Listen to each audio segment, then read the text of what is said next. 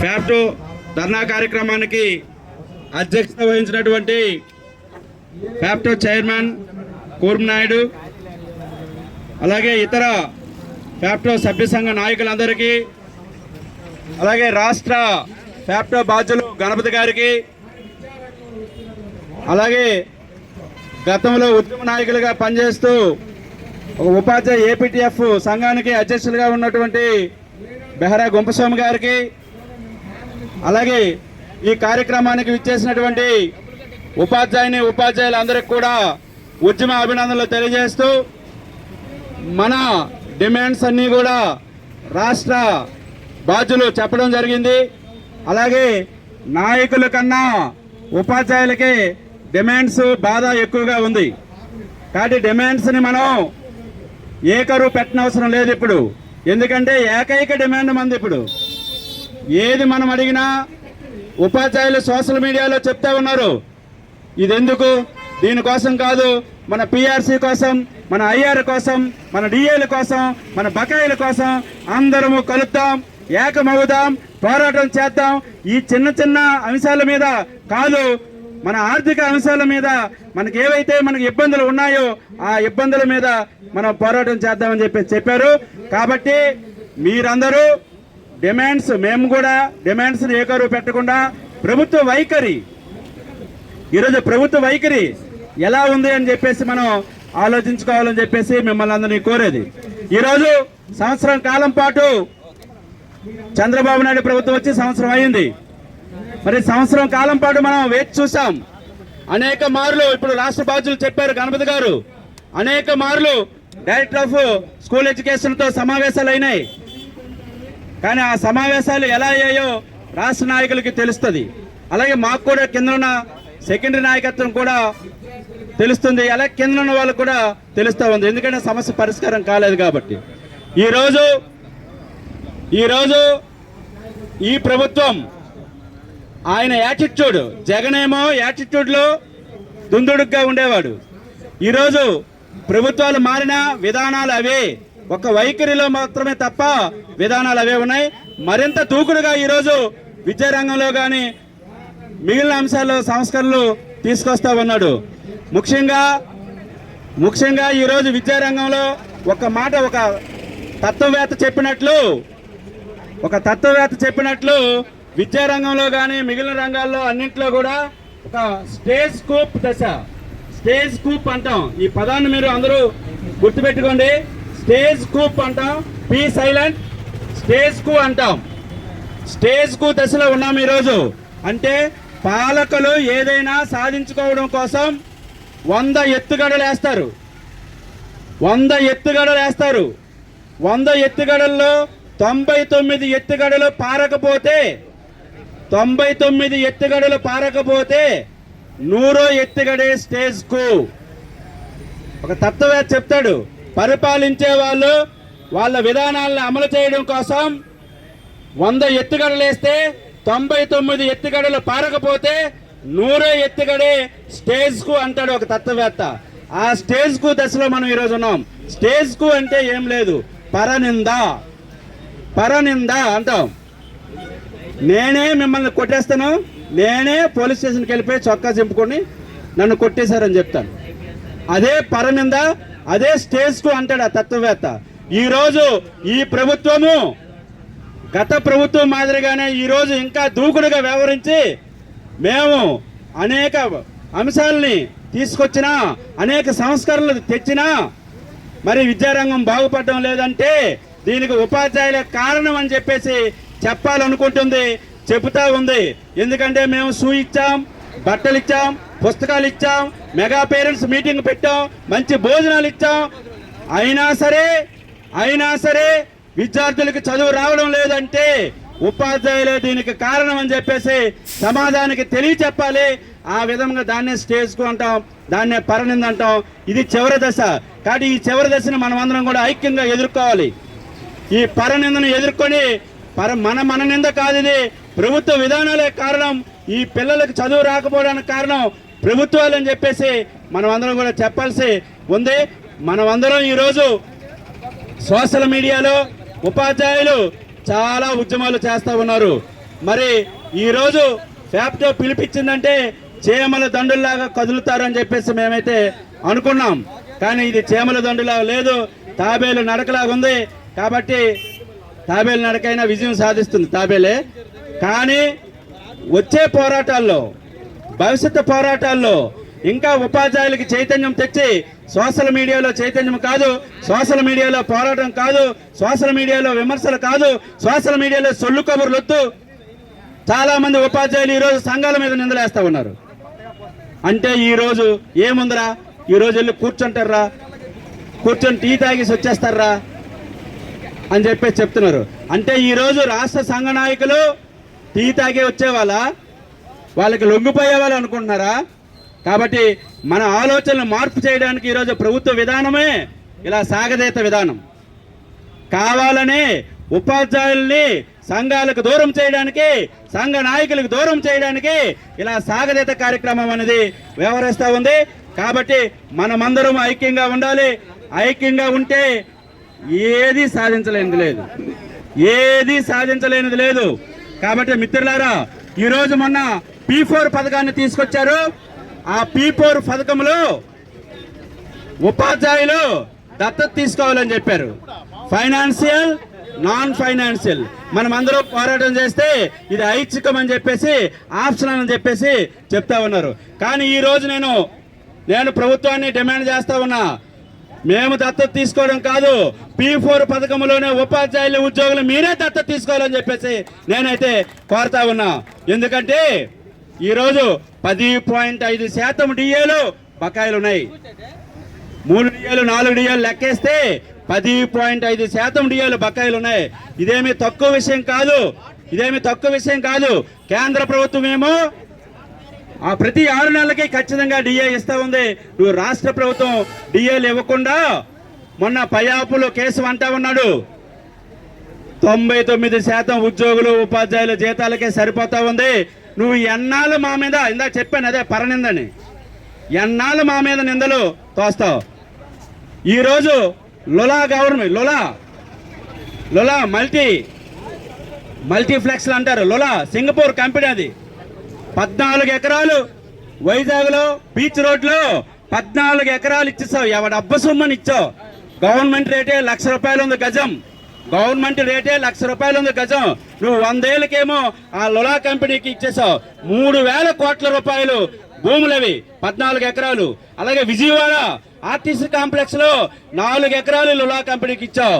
అక్కడ కూడా గవర్నమెంట్ రేటే ₹1,00,000 ఉంది. అక్కడ కూడా మరి ఈరోజు నువ్వు సుమారు 800 కోట్ల రూపాయలు విలువ చేసే భూమి, అంటే 4,000 కోట్ల రూపాయలని అర్పణంగా నీకు నచ్చిన కంపెనీకి ఇచ్చుకున్నావు. ఆ భూముల్ని అమ్మేసి ఉద్యోగులకి, ఉపాధ్యాయులకి నీకు ఆర్థిక ఇబ్బందులు వస్తే ఉద్యోగులకి, ఉపాధ్యాయులు ప్రజలకు సేవ చేస్తూ ఉన్నారు కదా. మరి వాళ్ళకి ఆ భూములు అమ్మి లేదా తనఖా పెట్టి అయ్యారు డిఏలు ఇవ్వాల్సిన అవసరం లేదా నీకు? ఉద్యోగులు ప్రజల కోసం చేసేవాళ్ళు కాదా? ఉద్యోగులు నీకు ఓట్లు వేయలేదా? గెలుస్తావో లేదో అన్న సందర్భంలో 161 సీట్లు, 164 సీట్లు నీకు మీ కూటమికి ఇచ్చారు. గెలుస్తావో లేదో అన్న భయంతో వణికిపోతే మీ ప్రభుత్వం కూడా, మీ పార్టీ వాళ్ళు కూడా రోడ్డెక్కి ధర్నాలు చేయని పరిస్థితుల్లో ఉపాధ్యాయ సంఘాలు రోడ్డెక్కి చెలో సీఎం ఆఫీసు ముట్టడి చేసి విజయవాడ లెనిన్ సెంటర్ దగ్గర, అలాగే BRTS రోడ్డు దగ్గర వేలాది మంది పాల్గొంటే నీకు ఉత్తేజాన్ని ఇచ్చి నిన్ను పోరాటాల్లోకి దించి నిన్ను అధికారంలోకి తెస్తే ఈరోజు ఉపాధ్యాయులని ఇంత నువ్వు హీనంగా చూడడం అనేది తగదని చెప్పేసి చంద్రబాబు నాయుడు ప్రభుత్వాన్ని హెచ్చరిస్తా ఉన్నాం. ఇది ప్రారంభం మాత్రమే, ఇది ప్రారంభం మాత్రమే, ఇది అంతం కాదు.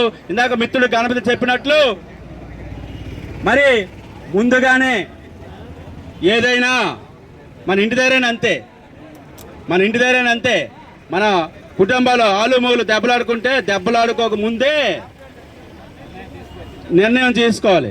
దెబ్బలాడిన తర్వాత అది మనసులో అద్దాల్లాగా పగిలిపోతే నువ్వు ఆ అద్దాలు, పగిలిపోయిన అద్దాల్లో ఇరుక్కుంటావు.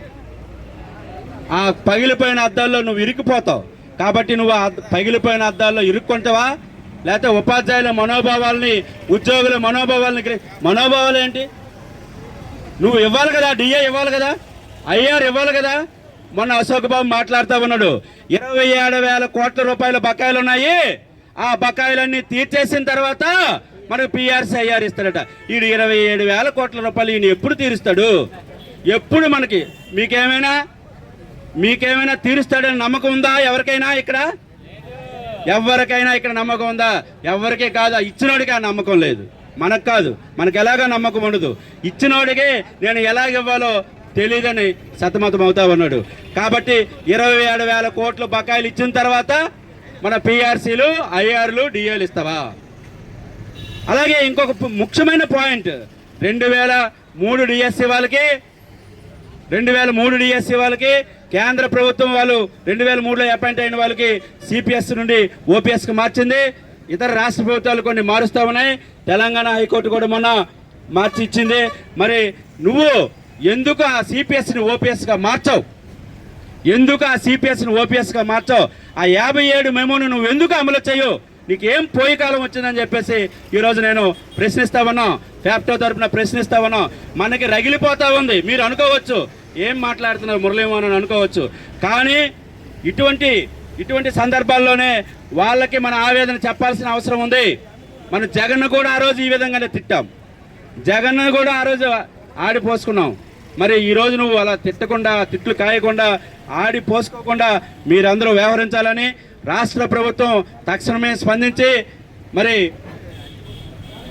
మొన్న ఎన్జిఓ సంఘ నాయకులు ఇక్కడికి వచ్చారు. వచ్చినప్పుడు వాళ్ళు కూడా చాలా చక్కగా మాట్లాడారు. ఎందుకంటే ఎన్జిఓ సంఘ నాయకులు అంటే మనకంటే చక్కగా మాట్లాడతారు వాళ్ళు. ఆ మాటల్లో చాలా తేడా కూడా ఉంటుంది. అంటే ఆ మాటల్లో మాకు అర్థమైంది ఏంటంటే, అప్పుడే కాదు మనకు రావాల్సినవి. మనం రాష్ట్రం అంతా తిరుగుతాడట, ఆయన మొత్తం అన్ని జిల్లాల్లో తిరుగుతాడట. తిరిగి నిర్మాణాన్ని చూసుకొని అవన్నీ చక్కబెట్టుకొని పటిష్టపరుచుకొని అందరికీ అవేర్నెస్ క్యాంప్ తెచ్చి అందరి మనసుల్ని బాగా గెలిచి అప్పుడు అందరినీ ఉద్యమాల్లోకి దించుదాం అని చెప్పేసి చెప్తా ఉన్నాడు. మాకైతే అవకాశం ఇవ్వలేదు, కానీ మేమైతే మాట్లాడదాం అనుకున్నాం, కానీ అవకాశం ఇవ్వలేదు. కాబట్టి ఉపాధ్యాయులే అంటే ఎన్జిఓ సంఘ నాయకులు కన్క్లూజన్ ఇస్తారు ముగింపుకి. ఎప్పుడు మీరు గుర్తుపెట్టుకోండి, పిఆర్సీలో వచ్చేటప్పుడు ఎప్పుడైనా జేఏసీ వాళ్ళే ముగింపు ఇస్తారు. అది మంచిదా చెడ్డదా అనేది అది అనవసరం, కానీ వాళ్ళే ముగింపు ఇస్తారు. కానీ ప్రారంభం మాత్రం ఉపాధ్యాయ సంఘాలే ప్రారంభిస్తాయి, ఉద్యమాల్ని విజయం సాధిస్తాయి. కాబట్టి మీరు ముగింపు ఇవ్వండి, ఆ ముగింపు కోసం మీరు ఉండండి, మేము ప్రారంభిస్తామని చెప్పేసి ఈరోజు ఉపాధ్యాయ సంఘాలన్నీ ఈ ఉద్యమాల్లోకి వచ్చినాయి. కాబట్టి మనమందరం ఉవ్వెత్తున కదలాలి, రాని వారిని కదిలించాలి. సోషల్ మీడియాలో మిత్రులు కొన్ని వాట్సాప్లో పెట్టారు. ఈరోజు పార్వతీపురం టీచర్స్ అనే ఒక గ్రూప్ ఉంది మాకు. రోజు చూస్తే ఆ గ్రూప్లో చూసిన వాడు ఎవడైనా సరే ఈరోజు చూస్తే 500 మంది 600 మంది వచ్చేస్తారు కదా అనుకున్నాం. కాబట్టి మిత్రులారా, ఈరోజు మనం సోషల్ మీడియాలో ఉన్నంత కదలిక భౌతిక పరిస్థితిగా లేదు. కాబట్టి దీన్ని మనం రివ్యూ చేసుకొని భవిష్యత్తు పోరాటాలకి కదిలించాలని చెప్పేసి మీకు అందరికీ కోరేది. చివరిగా ఒక్క మాట చెప్పి నేను ముగిస్తాను. మరి భవిష్యత్తులో ఉద్యమాలు తీవ్రతరం కాబోతా ఉన్నాయి. మరి పోలీసు మిత్రులు ఇంతవరకు బాగా సహకరిస్తూ ఉన్నారు. భవిష్యత్తులో మరి ఉద్యమాలు చేయబోతా ఉన్నాం కాబట్టి ఎలా ఉంటుందో కూడా తెలియదు. కాబట్టి మీరందరూ ఉక్కు సంకల్పంతో ఆ రోజు జగన్మోహన్ రెడ్డిని ఎలాగైతే ఎదుర్కొన్నామో ఇప్పుడు కూడా ఆ విధంగా ఈయన ఏమిటంటే సంవత్సరం అయింది లోకేష్ని కలిసే పరిస్థితి లేదు. రోజు విజయరామరాజుని కలుస్తున్నాం, రివర్స్. ఆ ప్రభుత్వానికి ఈ ప్రభుత్వం రివర్స్. అప్పుడు బొత్సత్ బాబుని రోజు కలిసేవాళ్ళు మనోళ్ళు, ప్రవీణ్ ప్రకాష్ రోజు కలిసేవాడు కాదు. ఇప్పుడు రివర్స్. బొత్స సత్యనారాయణ 3 రోజులకి 4 రోజులు కూర్చొని పెట్టేవాడు మన ఉపాధ్యాయ సంఘాలే. అది తిట్లు కాయడానికో లేదా మనం తిట్లు కాయడానికో ఏదో మొత్తానికి కూర్చుని పెట్టేవాడు. ఇప్పుడు ఈయన ప్రవీణ్ ప్రకాష్ మనల్ని చాలా ఇబ్బంది పెట్టేవాడు. అయితే ప్రవీణ్ ప్రకాష్ని మించిన వాడు ఈరోజు విజయరామరాజు ఉన్నాడు. ఆయన ఒక అగ్రిమెంట్ కుదుర్చుకొని వచ్చాడు. 2 సంవత్సరాల పాటు నన్ను డైరెక్టర్ ఆఫ్ స్కూల్ ఎడ్యుకేషన్లో ఉంచితేనే నేను ఈ పదవిలోకి వస్తానని చెప్పేసి లోకేష్కి చెప్పడం జరిగింది. అందుకని అందుకని ఈరోజు ఈ విద్యారంగంలో తీసుకొస్తున్న సంస్కరణలన్నీ అందుకే నువ్వు బదిలీలు చేసి ప్రమోషన్లు ఇచ్చేసి రేషనలైజేషన్ చేసి జీవో ఇస్తావా? నిన్న ఇస్తావా జీవో? ఆ జీవో ఎప్పుడు ఇవ్వాలి? నీకు సిగ్గుంది అసలు? నీకు వెబెక్స్ ద్వారా నువ్వు బదిలీలన్నీ జరిపేసి పొజిషన్ ఐడి లేక 2 నెలల పాటు జీతాలు లేక ఇబ్బంది పడుతూ ఉంటే ఈ టెక్నాలజీ ఎందుకు? సంకనాగడానిక? సాంకేతికత సాగదీయడానిక? లేదా సమస్యలు పరిష్కరించడానిక? సాంకేతికత ఎప్పుడు కూడా స్పీడ్ని అందుకోవడానికి. అంటే మానవులు మనుషులు వేగంగా పని చేయలేరు కాబట్టి సాంకేతికత అయితే వేగంగా పనిచేస్తుందని అర్థం. కానీ ఈరోజు టెక్నాలజీ పేరుతో సిఎఫ్ఎంఎస్ ఐడి అంటాడు, ట్రెజరీకి వెళ్ళాలంటాడు, లేకపోతే చీఫ్ సెక్రటరీ దగ్గరికి వెళ్ళాలంటాడు, చంద్రబాబు నాయుడు సంతకం చేయాలంటాడు, లేదా క్యాబినెట్ మీటింగ్ అంటాడు. ఇవన్నీ జరిపే నువ్వు రేషనలైజేషన్ చేసావా? ఇవన్నీ జరిపే మోడల్ స్కూల్ పెట్టావా? అవేవి జరగనప్పుడు ఈరోజు మరలా ఇప్పుడు ఈ జీవో డైరెక్టర్ ఆఫ్ ట్రెజరీస్కి వెళ్ళింది. ఆ ట్రెజరీస్ వాడు సిఎఫ్ఎంఎస్ పంపిస్తాడు. సిఎఫ్ఎంఎస్ అంటే అదొక పెద్ద తిరుపతి గర్భగుడి. అంటే ఎవడు వెళ్ళడు ఆ గుడిలోకి, ఎవరిని రానివ్వరా సిఎఫ్ఎంఎస్కి. సంఘం మీరు అనుకుంటారు రాష్ట్ర సంఘాలు ఏం చేస్తానని. రాష్ట్ర సంఘ నాయకులు కూడా సిఎఫ్ఎంఎస్ లోకి వెళ్ళనివ్వరు. ఏదో రికమెండ్ చేసుకొని వెళ్ళాలి. మొత్తం ఫైనాన్స్ అంతా కూడా అక్కడి నుండే.